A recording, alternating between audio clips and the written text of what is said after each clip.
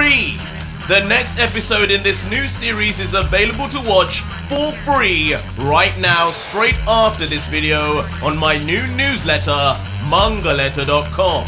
Simply click the link in the description or pinned comment, enter your name and email using an active email, and boom, part 2 will be in your inbox. Make sure to check your spam, junk or other folder if you don't see it. Enjoy.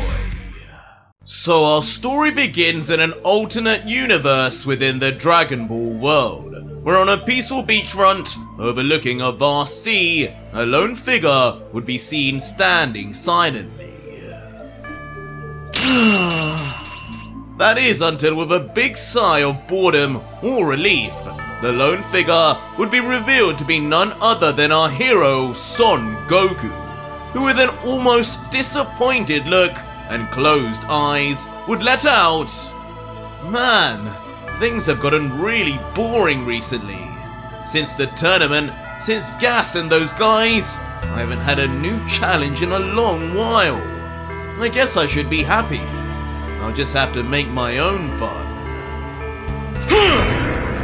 As suddenly, opening his eyes, Goku with a serious look would stare straight ahead and, placing his hands together in what can only be described as iconic fashion, concentrating his energy as he would then let out, "Kame! Kame!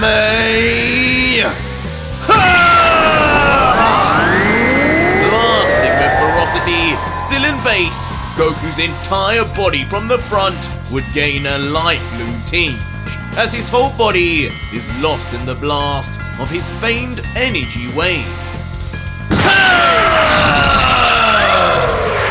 And like a supersonic jet, Goku's Kamehameha would blast forward like never before, unleashing all his frustration.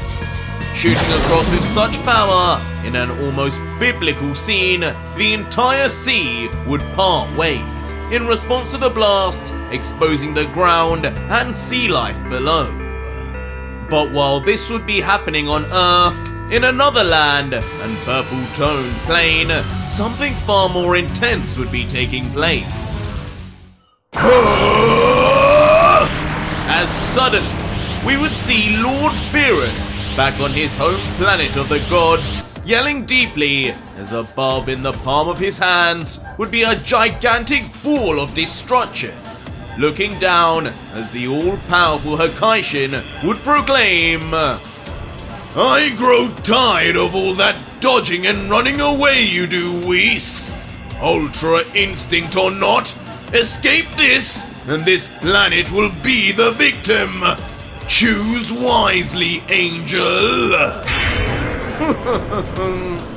To which a completely calm Whis, just staring above at the god of destruction, would just nonchalantly quip back, "Oh, Lord Beerus, you know as well as I, this planet is specially designed to withstand your destruction abilities. How else would you be able to train? I can't exactly help being able to dodge such telegraphed attacks, my lord. But if you would like me to strike back, then that can be arranged." "Shut it, Whis!" As triggered, the easily annoyed destroyer would then launch his big ball of energy regardless of whatever the angel would proclaim. But being an angel of his word, as the massive Hakai ball would come closer and closer, in a flash, Whis' body on instinct would immediately begin to vanish. "I knew it!" But as if completely predicted and read by the destroyer, as soon as Whis would reappear at his exact location, Beerus would also be there. Not just that, but with his fist pulled back, ready to finally land something on the divine attendant. "Oh, how ingenious, Lord Beerus!"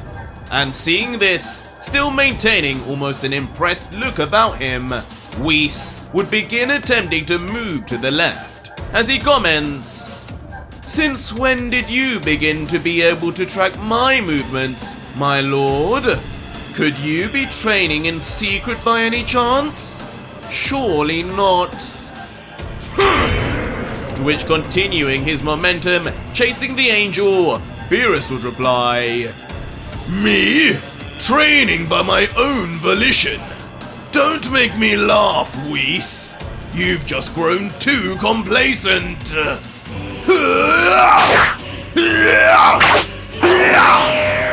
But despite Beerus making this claim, his attendant would only then just successfully dodge 3 attacks in a row with ease. But Whis would almost maintain a smile the entire time, commenting goadingly, complacent you say? Do we still believe that now, Lord Beerus? I'll show you! And increasingly triggered, Beerus as a result would just continue his assault, rapidly picking up the pace and frequency of his punches, as he punches Whis for miles on end.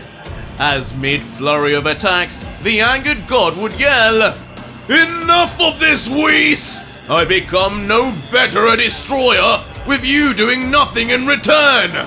Either fight back now, or I will never share my earthling puddings with you again!" Oh dear. Leaving Whis, who continues to dodge everything, inexplicably, still with both arms behind his back, to then just reply, Now, don't get too crazy, Lord Beerus. Those puddings are my life. Fine. If you insist, I will. But do not quit on me the minute you are struck. And as Beerus launches forward and misses yet again, Whis would step back, and the angel would then raise his left arm up, opening his palm before... Instantly, his legendary angel staff would be summoned from thin air, clenched tight until... There you go, Lord Beerus! As almost instantly, it would be brought down like a hammer, slamming violently hard straight onto the god's skull, causing the cat-like deity's face to completely deform as it winces in pain, yelling a blood-curdling scream. Ouch! Whis! But in the end, Beerus's face would be left comedically bemused, as like a diglet coming from the ground, a huge lump would rise straight up on the god's head. What's with the strength of you angels? As soon the adrenaline of looking at the lump would fade, and with what seems like tears in his eyes, Beerus would grab tightly onto his skull, gritting his teeth in pain once more, as Whis, who can't even help himself from laughing, would let out, Sorry, my lord, but you did ask for this. Should I put the staff away again? We only need to work on your offense today anyway. Forget it! But Beerus, now having almost gave up entirely, would let out a grunt and wave a goodbye, continuing, Nope. That is enough for me today. Enough for another 100 years or so. Now, I need to go sleep this off. Wake me up when something interesting happens. Good night, Whis. Quickly just then walking away, not even giving Whis a chance to stop him or say a thing, while the bemused angel would just think to himself, Good night, my lord, the sun just came up. Before then, with a truly disappointed look, but perhaps expected, Whis would look down with his hands on his hips and say, I knew this would happen. Silly me for giving in to Lord Beerus's demands. But I must admit, that did feel good. But what now? I hate when Beerus goes on one of his naps.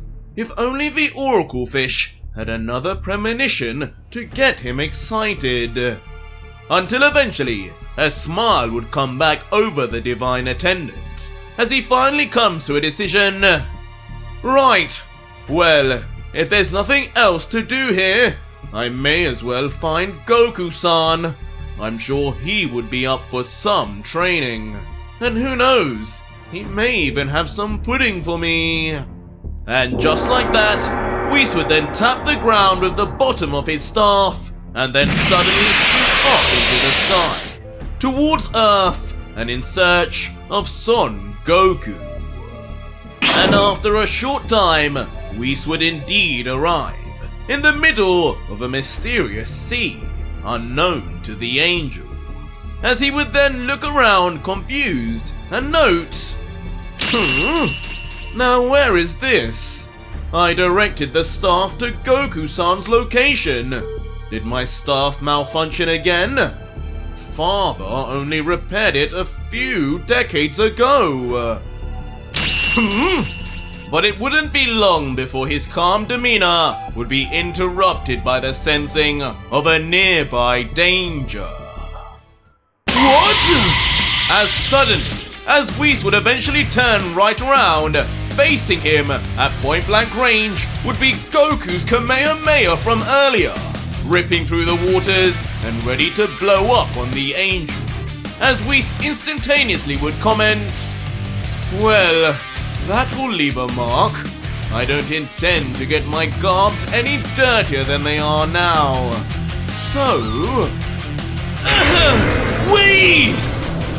But on the other end, Goku would immediately begin panicking, never having anticipated the angel's arrival, as still with his hands in the Kamehameha position, he would yell out, Look out!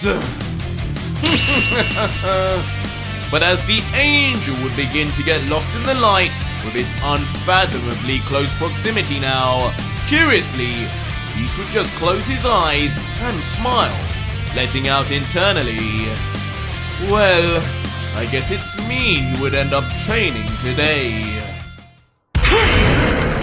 As suddenly, Whis' eyes would open and reveal an all-new set of eyes. Saiyan in color with a strange marking in the middle. The power exuding immediately seems angelic in nature, but on an entirely new level. Whoa! What's that? Even shocking Goku, who in that brief instant would notice the sudden change within his teacher Whis, freezing him momentarily as he observes what the angel does next. And unbelievably, there wouldn't actually be too much to observe, as Goku's blast would seemingly then just pass straight through the body of Whis, as if he had not even moved, or perhaps just moved so fast that it couldn't be detected by mortal eyes. And with a smile on his face, Goku's Kamehameha would then eventually just explode behind for a tame explosion on the mountain range, as Whis would let out, still with his mysterious cyan eyes glowing, looks like Father's techniques still do the trick. Before then closing his eyes, extinguishing his strange new technique, and continuing, right, but at least I know the staff wasn't malfunctioning. I could recognize that energy wave from a mile away. Before opening his now normal again eyes and waving across to the Saiyan saying, Goku-san, I've come to add some fun to your life. How about we do a spot of training? It appears Lord Beerus will be preoccupied with some business for a little while. Business, huh? And Goku, who comes over with a smile, would almost already know all too well what kind of business Beerus would be involved in, as he replies, that lazy old guy's just gone back to sleep, hasn't he? Good timing. I was getting a little bored around here. before turning his expression into a far more serious one as he then asks, "But first, you just did something I've never seen before. What was that technique you just used to avoid my Kamehameha? Some kind of ultra instinct? I know it's nothing for you anyway, but it went straight through you, Whis." Leaving the angel confused as he wonders what Goku thinks he saw, as internally he would think, "Wait a second, what is Goku-san talking about? Surely he doesn't mean my seraphim eyes? No mere mortal should be able to..." Before Goku would then harshly interrupt, "Those shiny blue eyes! What was that? You felt completely different once they activated. It was only for a second, but you felt so much stronger." Oh dear. As an awkwardly surprised Whis would then look on as a sweat drop goes down his face, and he reflects, "I forget. Goku-san is no normal mortal. His ultra instinct is now at the level of some of us angels." Before now returning to his normal look, Whis would look to Goku and say, "I suppose it cannot be helped. I assume now that you've seen it, you won't stop asking me about it until I've explained. Right, Goku-san?" And Goku, now laughing, would just reply, "You know me too well, Whis. That's exactly what I do. So come on, explain. How strong is it? Is it something I can learn too? I feel like I've mastered all that I can of Ultra Instinct by now. Let me surprise Vegeta with something cool." But Whis, maintaining his serious mannerism, would respond, "Well, I could guess that much, but I'm not sure this technique in particular is one you will ever be able to really learn. Ultra Instinct is one thing, but not many angels even can use this. But I guess if we are going to find out indefinitely, it won't be here." After which Whis would then casually turn his back and let out, "Come, Goku-san, grab on. We're going to see just what you're capable of. It'll be a short ride, we'll just need to go see him." "Right on!" To which the ecstatic Goku in the background would just yell out in excitement, before then grabbing onto Whis' shoulder as told and asking, "Alright, try not to make the ride as bumpy as last time. I get travel sick, you know. But tell me, who are we going to see?" To which a slyly smiling Whis would then just finally ominously reply, "Well, the master of this technique, of course. The first seraphim in history. The one true angel. My father." And that was it for today's video, guys. And if you want part 2, leave me a hashtag next part in the comments down below, or just watch it for free right now on mangaletter.com. Just use the links in the pinned comment and description, enter your name and email, and you'll receive a special link to the next part seconds later.